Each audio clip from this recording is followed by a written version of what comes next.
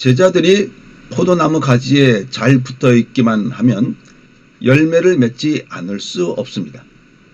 이제 하나님께서 그들에게 요구하는 것은 직접적으로 열매를 맺으라는 것이 아니라 그저 참 포도나무에 붙어 있으라는 것입니다.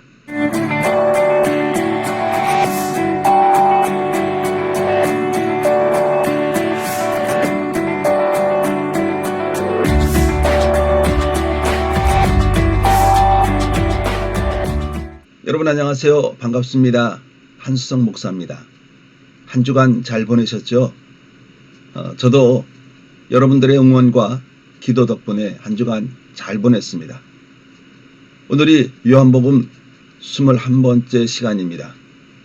오늘은 요한복음 15장 1절에서 27절까지 본문을 가지고 참 포도나무 예수님이라는 제목으로 함께 은혜를 나눠보고자 합니다. 요한복음 15장을 세 번에서 살펴보면 세 부분으로 나누어 볼 수가 있을 것 같습니다.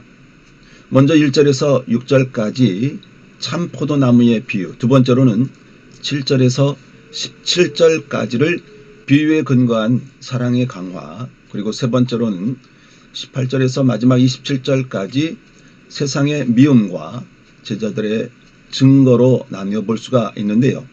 특히 포도나무 비유에서 우리가 기억해야 할 것은 비유의 내용이 십자가, 부활, 그리고 승천의 사건으로 아버지께로 가신 예수님이 성령의 오심과 내주를 통해 신자들 속에 오셔서 거하는 것을 전제로 한다는 것입니다. 유대인들에게 포도나무는 아주 중요한 의미를 주고 있습니다. 하나님의 백성은 포도나무였습니다. 이스라엘 백성들은 하나님께서 애굽에서 뽑아다가 가나안 땅에 심은 포도나무라고 시편 80편 8절 이하에는 말씀하고 있습니다. 이와 비슷한 맥락에서 선지자 이사야는 그 당시 하나님의 백성을 이사야 5장 1절 이하에 의와 정의의 열매를 맺어야 할 극상품 포도나무로 간주했습니다. 그러나 이스라엘은 이러한 열매를 맺지 못하고 불의와 포악, 그리고 피 흘림의 열매를 맺는 못된 포도나무라고 이사야 5장 7절에는 말씀하고 있죠. 선지자 예레미야 역시 좋은 포도나무였던 이스라엘이 못쓸 나무가 되었다라고 예레미야 2장 21절에는 책망하고 있습니다. 이스라엘의 기후와 토양은 포도나무를 경작하기에 적합합니다. 유다 산지와 에브라임 산지에는 포도원이 없는 곳이 거의 없습니다. 가는 곳마다 산지에서 포도원을 쉽게 발견할 수가 있죠. 그러므로 포도나무와 무화과 나무는 평화와 복의 상징으로 쓰였습니다. 예수님 당시에 이스라엘 사람들은 성전 앞 벽에 그려진 아주 큰 금포도나무를 쉽게 발견할 수가 있었습니다. 이러한 사실들은 예수님이 제자들에게 포도나무에 대해 이야기했을 때에 그들이 쉽게 이해할 수 있는 배경이 되었다는 것이죠. 다른 한편으로는 요한복음을 읽어온 독자들은 예수님의 포도나무 비유를 접할 때에 요한복음 2장에 물로 포도주를 만드신 사건을 자연스럽게 떠올릴 것입니다. 결국 예수님께서 명령만으로 엄청나게 풍성한 포도주를 만들어내신 것은 그가 열매를 잘 맺는 포도나무이기 때문임을 여기에서 짐작할 수가 있는 것입니다. 이러한 배경에서 예수님이 제자들에게 나는 참 포도나무다 라고 한 말은 그들에게 놀라운 충격을 주었을 것입니다. 예수님이 자신을 참 포도나무로 선포하는 것은 구약에서 계속적으로 포도나무로 간주되어 온 이스라엘이 포도나무임을 부인하는 선언이기 때문입니다. 하나님의 백성 이스라엘은 열매를 맺지 못하는 포도나무이기 때문에 실패한 포도나무요. 실패한 포도나무이기 때문에 더 이상 참 포도나무가 될 수가 없었습니다. 바로 실패한 포도나무를 대신한 것이 예수님이라는 것이죠. 이제 하나님의 백성들이 더 이상 포도나무가 아니라 예수님이 참 포도나무라는 점입니다. 예수님께서 참 포도나무이기 때문에 구약에서 하나님의 백성이 열매를 맺는데 실패한 것을 더 이상 하지 않는다는 사실입니다. 또한 예수님을 믿는 제자들도 이제는 하나님의 새 백성으로 예수님을 참 포도나무로 모신 포도나무의 가지들이란 사실입니다. 그것도 참 포도나무의 가지들이기 때문에 제자들이 포도나무 가지에 잘 붙어 있기만 하면 열매를 맺지 않을 수 없습니다. 이제 하나님께서 그들에게 요구하는 것은 직접적으로 열매를 맺으라는 것이 아니라 그저 참 포도나무에 붙어 있으라는 것입니다. 제자들이 참 포도나무이신 예수님에게 붙어 있으면 참 포도나무의 진액을 받아서 자동적으로 열매를 맺게 된다는 것이죠. 비유에서 예수님에게 붙어 있다는 말은 예수님 안에 머물러 있음을 의미하고 있습니다. 예수님은 참 포도나무이고 그의 아버지는 농부라고 본문 1절에서는 말씀하고 있습니다. 그 농부란 참 포도나무의 농부라는 의미죠. 농부는 특별히 포도나무를 경작하고 관리하고 보호하는 자를 말합니다. 포도나무의 경작자와 관리자로 하나님 아버지의 역할은 포도나무 가지 중에서 열매를 맺지 않는 가지는 잘라버리고 열매를 맺는 가지는 더 많이 열매를 맺을 수 있도록 가지치기를 합니다. 예수님은 2절에서 나무의 가지치기와 관련해서 깨끗하게 하다, 헬라어로 카다로이라는 말을 사용하고 있습니다. 그리고 3절에서는 이 동사와 관련된 형용사 깨끗하다, 즉 카다로스를 사용하고 있죠. 3절에 너희들은 내가 너희에게 이미 일러준 말로 깨끗하다는 예수님의 말씀은 2절에 농부 아버지가 열매를 더 맺기 위해 하시는 가지치기에 해당되고 있습니다. 이미 예수님의 제자들은 영적인 가지치기를 통해 깨끗하며 많은 열매를 맺을 준비가 되어 있다는 말입니다. 그렇다면 너희는 내가 너희에게 일러준 말로 깨끗하였다라는 3절의 말씀은 이미 우리가 살펴보았던 요한복음 13장 10절에 언급된 영적인 목욕의 결과입니다. 사람들이 샤워나 목욕을 하면 깨끗하게 되듯이 예수님의 제자들이 그의 말씀으로 목욕한 결과 깨끗해졌다는 말씀입니다. 요한복음에서 성령과 진리의 말씀은 같이 활동합니다. 예수님께서 말씀하실 때마다 하나님의 말씀만 하는 이유도 하나님께서 그에게 계속적으로 충량할 수 없을 정도로 충만하게 성령을 주시기 때문입니다. 내가 너희들에게 한 말씀들은 성령이요 그들은 생명이라 라고 말씀하신 예수님의 말씀은 그의 말씀과 성령이 같이 역사하고 있음을 전제로 하고 있습니다. 요한복음 6장 63절에 언급된 예수님의 말씀들, 성령 그리고 생명은 성령이 말씀을 통한 역사이고 성령이 말씀을 통해 역사하는 결과는 생명임을 우리에게 보여주고 있습니다. 이러한 사실에 비추어 볼 때 오늘 본문 3절에 언급된 제자들의 깨끗하게 됨을 요한복음 13장 10절에 언급된 중생의 목욕으로 말미암은 정결로 보는 견해는 전혀 무리가 없을 듯합니다. 4절에서 6절까지의 예수님은 정결케 된 가지들인 그의 제자들이 할 의무에 대해서 말씀하고 있습니다. 그의 가지들이 할 일은 예수님 안에 거하는 것입니다. 그러면 예수님 안에 거한다는 것은 무엇을 말하고 있을까요? 그것은 바로 예수님의 계명들을 순종하는 것입니다.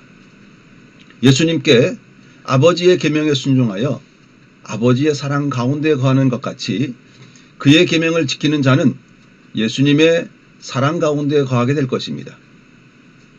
예수님 안에 있는 것, 예수님 안에 거하는 것, 그리고 예수님의 사랑에 거하는 것, 이 셋은 요한복음 15장에서 잘 구분되고 있죠.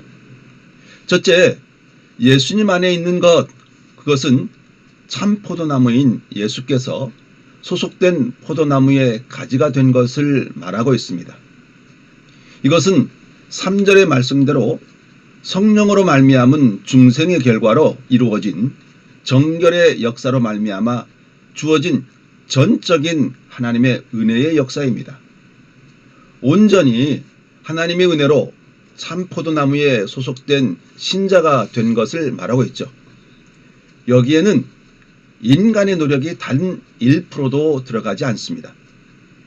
예수께서 생명을 주시기 원하는 자만 성령께서 선정하여 말씀으로 그 사람을 중생시키기 때문에 그 결과 영적인 생명을 가지게 된 자들이 예수님을 믿게 된 것입니다. 두 번째로 예수님 안에 거하는 것은 전적인 하나님의 은혜로 말미암아 포도나무 예수님께 소속된 가지인 제자가 해야 할 책임을 말하고 있습니다. 예수님에 대한 반응으로서 신자 곧 제자의 책임을 말하고 있습니다.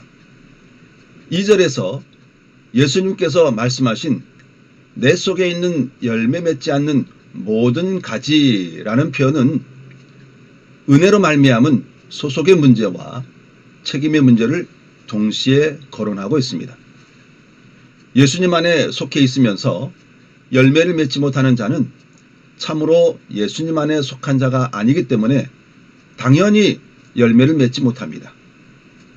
독자들은 지금까지 예수님을 믿는 제자인 것처럼 보였지만 실제로는 참 신자, 제자가 아닌 사람이 요한복음에 등장했음을 보아왔습니다. 이런 경우에 해당되는 가지들은 포도나무에서 꺾일 때 그들의 진정한 정체가 드러나게 됩니다.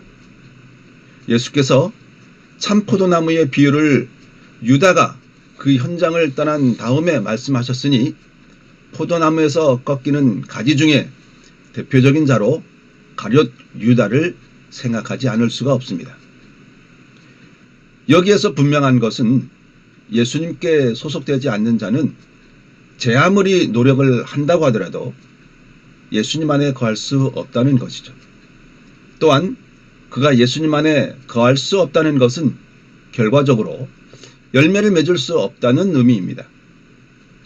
우리는 여기에서 너희가 내 안에 거하면 내가 너희 안에 거하리라 라는 4절의 말씀을 예수님께서 14장 20절에 말씀한 너희가 내 안에 내가 너희 안에 있는 것이라는 그런 표현과 연결해서 이해할 필요가 있습니다.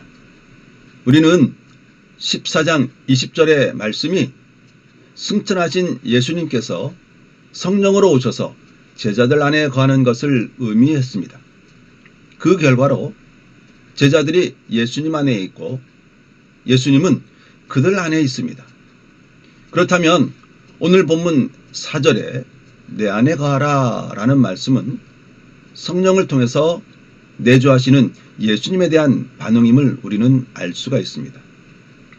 성령이 주어지고 성령의 오심과 내주를 통해 예수님께서 친히 오셔서 내주하는 것은 전적으로 믿는 자들에게 주시는 하나님의 은혜입니다. 이 은혜에 대한 반응이 예수님 안에 머무는 것입니다. 세 번째로 9절에 언급된 예수님의 사랑 가운데 거하는 것은 예수님의 계명들을 지킴으로 그 안에 거하는 자들에게 주시는 예수님의 반응입니다. 여기에서 예수님의 사랑은 예수께서 하는 사랑을 말합니다. 그래서 예수님의 사랑에 거하는 것은 예수님의 사랑을 받는 상태에 머물러 있음을 의미합니다. 아버지 하나님께서 항상 예수님을 사랑하셨고 또한 예수께서 그의 계명들을 지킬 때 아버지의 사랑을 더욱 받았습니다. 이미 예수님의 사랑을 받은 제자들이 그의 계명에 순종함으로 예수님 안에 거할 때에 그들은 더욱더 예수님의 사랑을 체험하게 될 것입니다. 바로 이것이 예수님의 사랑에 거한다는 것이죠. 이 점에서 예수님 안에 거하는 자에게 주시는 복이 예수님의 사랑에 거하는 것임을 우리는 알 수가 있다는 것이죠. 이제 우리는 지금까지 언급한 세 가지 사실을 연결하여 생각할 수 있습니다. 이 세 가지는 예수님 안에 있는 것, 또 그 안에 거하는 것, 그리고 그의 사랑에 거하는 것 등입니다. 예수님 안에 있는 것은 그 안에 거하는 뿌리와 원동력이 됩니다. 그리고 은혜와 은혜에 대한 반응으로서 책임의 관계입니다. 마지막으로 그의 사랑에 거하는 것은 예수님께서 그 안에 거하는 자에게 주시는 복입니다. 예수님은 4절에서 그 안에 거하는 것이 왜 중요한지 설명하고 있습니다. 가지가 그 자체로 열매를 맺는 것이 아니라 오직 포도나무에 거함으로만 열매를 맺을 수 있듯이 제자들도 예수님 안에 거하지 않고는 결코 열매를 맺을 수 없기 때문입니다. 예수님과 그를 믿는 제자들은 포도나무와 그 가지들의 관계이기 때문에 제자들이 가지로서 포도나무인 예수님 안에 머물러 있을 때에만 예수님이 그들 안에 거하시고 그 결과로 많은 열매를 맺게 될 수 있습니다. 제자들은 스스로 어떤 열매도 맺을 수가 없습니다. 5절에 너희가 나를 떠나서는 아무것도 할 수 없다라는 그 말씀은 예수님을 믿던 신자가 그를 더 이상 안 믿고 세상으로 돌아가면 하는 일마다 안 되고 실패한다는 말은 아닙니다. 예수님을 믿는 신자들이라고 할지라도 그 안에 머물러 있지 않으면 가지로서 열매를 맺는 일과 관련해서 아무것도 할 수 없다는 말입니다. 6절은 신자가 예수님 안에 거하지 않을 경우 어떤 일이 일어나는가를 설명하고 있습니다. 예수님 안에 거하지 않는 자는 가지처럼 밖에 버려진 다음에 말라서 불에 던져 태워지고 맙니다. 이것은 아주 심각한 경고의 말씀으로 예수님 안에 거하지 않는 자는 결국 지옥불에 던져진다는 말입니다. 그렇다면 왜 이들이 지옥불에 던져질까요? 그 안에 거하지 않기 때문입니다. 그러면 그들이 왜 그 안에 거하지 않을까요? 그들이 예수님 안에 있지 않고 예수님이 그들 안에 있지 않기 때문입니다. 왜 그들이 예수님 안에 소속되지 않을까요? 바로 그들은 예수님을 믿지 않기 때문입니다. 우리는 이러한 연속된 질문에서 진정으로 예수님을 믿는 사람은 그 안에 머물지 않을 수 없음을 보게 됩니다. 또한 역으로 그 안에 머물지 않는 자가 예수님께 진정으로 소속된 진정한 신자가 될 수가 없다는 사실을 우리는 주목해야 합니다. 진정한 신앙인이라면 예수님 안에 거하는 삶이 신앙의 열매로 나타나게 될 것입니다. 오늘은 여기까지 하겠습니다. 고맙습니다.